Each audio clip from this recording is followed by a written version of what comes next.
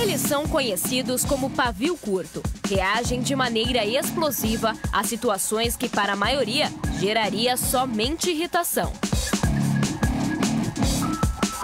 O trânsito e o estresse do dia a dia são justificativas comuns de quem perde a cabeça e tem ataques de raiva. Um sentimento difícil de ser controlado. Em fevereiro passado, um motorista atropelou um grupo de ciclistas que participava de uma manifestação pela paz no trânsito na capital gaúcha. 12 pessoas ficaram feridas. O motorista se arrependeu depois. Uma pessoa esbarrasse em mim, se uma pessoa chegasse e olhasse para mim torto, para mim já era motivo de querer sair na mão. E trânsito, então, nem se fala. Eu ia atrás do cara, parava com o carro na frente, fazia ele parar o carro, ainda gatava ré e batia no carro, para ele descer para eu poder brigar. Se tivesse uma faca na mão, esfaqueava. Se tivesse um punhal na mão, enfiava, o que tivesse. César sofreu com a crise explosiva de raiva. O que a pessoa sente? Ela não consegue se dominar. Ela olha para a pessoa e tem vontade de matar. O transtorno explosivo intermitente, ou seja, a raiva explosiva, pode ser classificada de duas formas. A implosiva, que está aprisionada no interior do indivíduo, e a de explosão, que ocorre quando são adotadas atitudes, gestos e palavras agressivas. Você já chegou a agredir as pessoas? Agredia. Nós saíamos na mão, pegava a cadeira que tinha nos lugares, tacava nas pessoas, batia a cadeira, sabe, na saída. Arrumava pau, pedra na rua. Alguns especialistas acreditam que o transtorno explosivo intermitente tem ligação genética. Seu pai também era explosivo? Também, a mesma coisa. Minha Sua mãe também, exatamente. Hoje ele é casado e garante que mudou. Controlou a raiva e o seu temperamento explosivo deu lugar ao diálogo.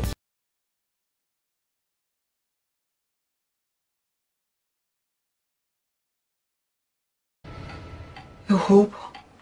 Eu pego coisas que eu não preciso. Coisas pequenas.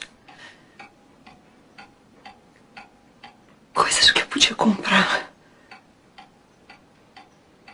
Coisas que as pessoas me dariam de graça se eu pedisse. É uma compulsão. De repente, um objeto me chama. Parece que é ele que me escolhe. E aquele desejo por ele vai crescendo dentro de mim.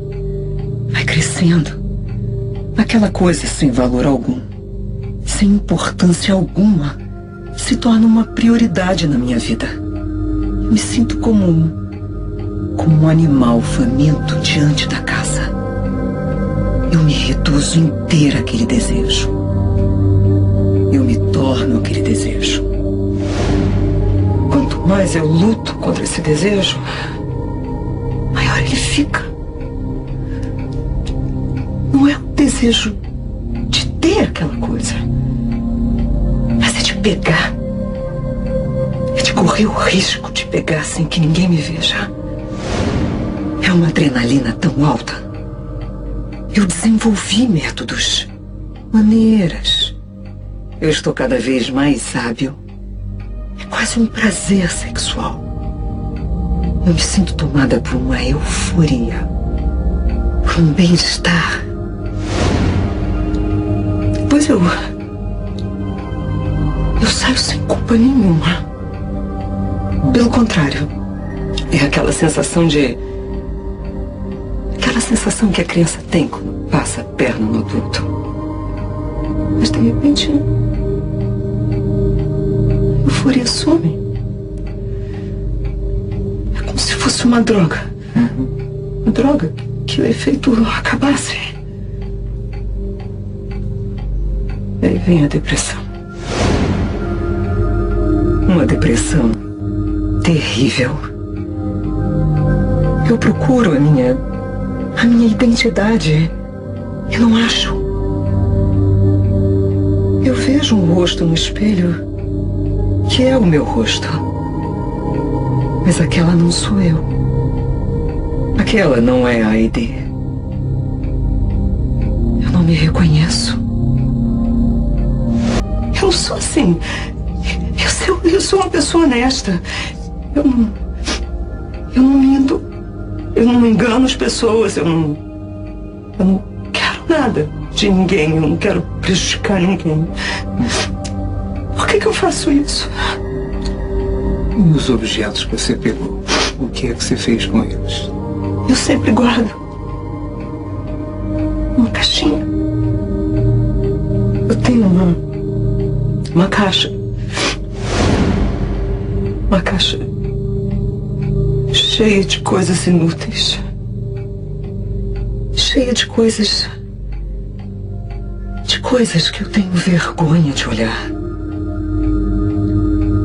São os meus cacos. Eu tenho cura. Nós dois, eu e você, vamos tratar de você. Mas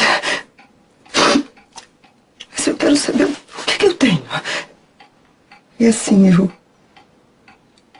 sou louca? Eu sou bipolar? Alguma coisa sua. Nem louca, nem bipolar. Bipolar é uma variação do humor. Uma instabilidade do humor, digamos assim, que faz a pessoa viver oscilando entre a euforia e a depressão.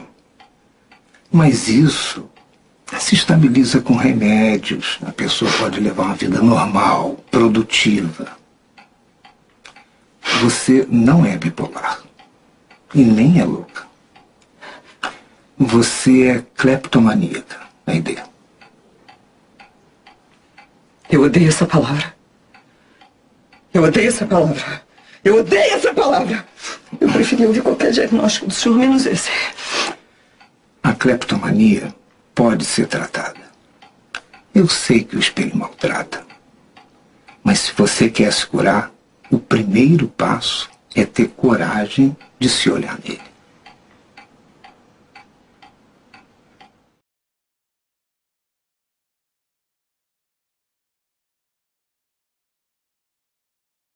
Cresce cada vez mais o número de pessoas viciadas em jogos de azar, sem esquecer também os jogos eletrônicos da era moderna, como os videogames e computadores. O que começa como brincadeira pode terminar em perda de controle, causando prejuízos não apenas financeiros, mas principalmente psicológicos. A dependência por jogos só foi reconhecida pela Organização Mundial de Saúde na década de 90. Na luta contra esse grande mal, foi criado o Ambulatório do Jogo Compulsivo e outros transtornos do impulso, pelo Instituto de Psiquiatria do Hospital das Clínicas. Uma coisa que demorou a ser reconhecido, né? O reconhecimento começou mais ou menos em torno da final da década de 50, com a fundação dos Jogadores Anônimos. A comunidade médica e científica só acompanhou isso a partir da década de 70 e o reconhecimento oficial só veio na década de 80. Esse trabalho ele começou em 1997, quando eu meio impressionado com a chegada de muitos jogadores, que era uma coisa rara, a gente não via jogador antes, a gente também não sabia fazer esse diagnóstico direito. Aí em 1993 abriram os bingos e aí a procura por tratamento começou numa progressão geométrica. Então em 97, de repente, não dava mais para ignorar. Tinha que sentar e estudar. Embora o perfil e motivos dessas pessoas para jogar sejam diferentes, a semelhança ocorre por meio do principal sintoma, a compulsão por recuperar o que já perdeu, construindo assim um mundo de ansiedade, tristeza e perdas baseada em uma realidade paralela. O perfil do paciente que chega aqui para tratamento é uma pessoa de em torno de seus 45 anos de idade. Embora isso esteja ficando cada vez mais jovem, o paciente que chega até a gente, que acho que é fruto dessa exposição maior da população e um início mais precoce das pessoas no contato com o jogo. Então, antigamente, nosso ambulatório era de pessoas de em torno de 50 anos de idade, agora é 45, acho que daqui a alguns anos vai ser 40. A proporção de homem e mulher é 1 para 1, então tanto mulheres quanto homens têm procurado tratamento aqui.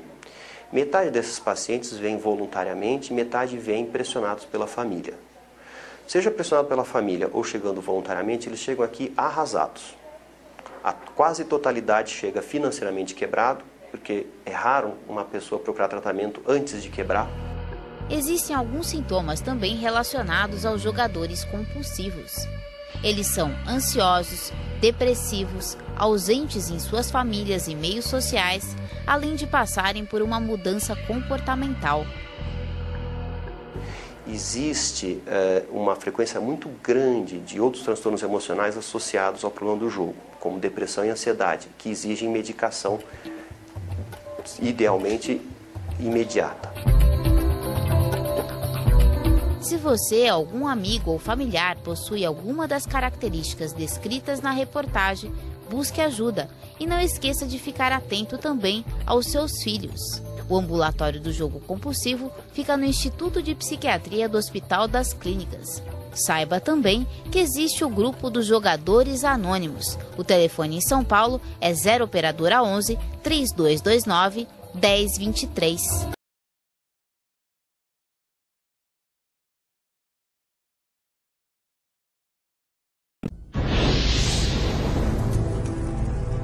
Why do some of us fall in love with fire? The way it moves, changes, threatens. What forms can a fascination for fire take? From an innocent curiosity for fire shared by most children, to one that is more sensual in nature. The smell of white gas reminds me of a long evening of hard anal sex.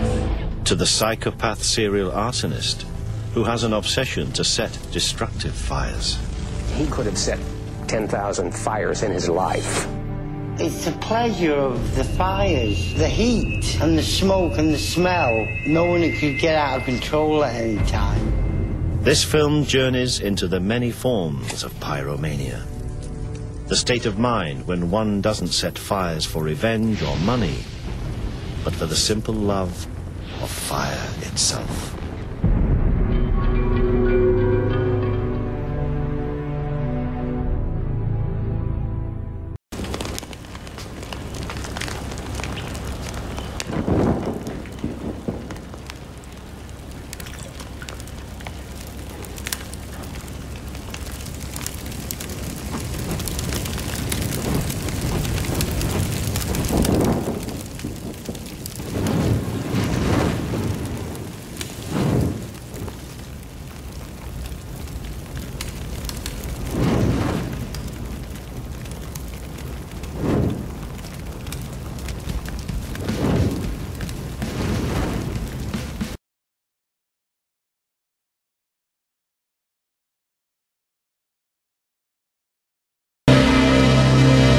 Esta jovem não quer se identificar. Ela ainda não se sente totalmente curada de uma doença pouco conhecida, a triclotilomania. Eu acho que é uma coisa que tem que se policiar sempre, porque o hábito de passar a mão na cabeça, o hábito ainda existe. Eu acho que isso é a mesma coisa que uma pessoa que usa drogas, ela nunca vai ser 100% bem. O Edson e a Rogéria são do programa de tricotilomania do Instituto de Psiquiatria do HC de São Paulo, né? Edson, me explica, o que é a tricotilomania? Pessoas que têm a mania de arrancar cabelo. Em que faixa etária que costuma acontecer? Costuma acontecer, como é a frequência, em torno dos 12 a 13 anos de idade. Mas existe também a tricotilomania tardia. Pode aparecer com 40, pode aparecer com 60 anos. Nós já tivemos um caso em que isso apareceu em torno dos 60 anos de idade. E que comportamentos antecedem isso? Antes do ciclo menstrual, antes da menarca, né, que é a primeira menstruação da mulher, briga entre irmãos, vários fatores sociais. Nunca tive nenhum problema em casa, nada, então até hoje, sinceramente, eu não sei o que aconteceu, mas provavelmente só ansiedade. Hoje ela tem 24 anos, mas os primeiros sinais da doença apareceram ainda na infância. Eu tinha 9 anos, comecei a nadar e meu cabelo começou a ficar muito ressecado por conta do cloro. E eu comecei a arrancar uma certa forma de me livrar dele. A partir daí eu comecei a comer o cabelo. Quando a pessoa passa também a ingerir os cabelos, essa misteriosa doença evolui para um estágio mais grave chamado tricofagia. Depois ela começa a colocar esse fio na boca e tem um prazer aqui também na região da boca, até que ela engole e sente algum tipo de satisfação com isso também. E se não fizer a cirurgia, o que pode acontecer? Pode levar à morte. Foi o que os médicos decidiram fazer. A cirurgia veio pouco antes da adolescência. Descobri que eu tinha um bolo de cabelo no estômago, fiz uma endoscopia para tirar, só que o bolo era muito grande e eu tive que operar o estômago com 10 anos. Uma vez observada e constatada essa perda capilar, começa a ficar bastante caracterizado, tanto no couro cabeludo, como nos cílios, na sobrancelha e em outras partes do corpo também. Fui para muitos médicos, eles passaram antidepressivos para mim, aquilo aí parecia que mascarava a doença. O tratamento gratuito existe no Hospital das Clínicas, dentro do ambulatório dos transtornos do impulso, que se chama AMIT. No momento, nós não temos vagas disponíveis, mas existe uma lista de espera. O tratamento necessariamente é psiquiátrico e psicológico. Em média, o tratamento psicológico ele leva 22 semanas. O psiquiátrico pode prolongar um pouco mais. Ainda em recuperação, a jovem dá conselhos e revela como aprendeu a lidar com o problema. Acordar todo dia e pensar, hoje eu não vou mexer, hoje eu não vou arrancar, tentar ao máximo se segurar. Então é isso, a força de vontade e confiar em si mesmo.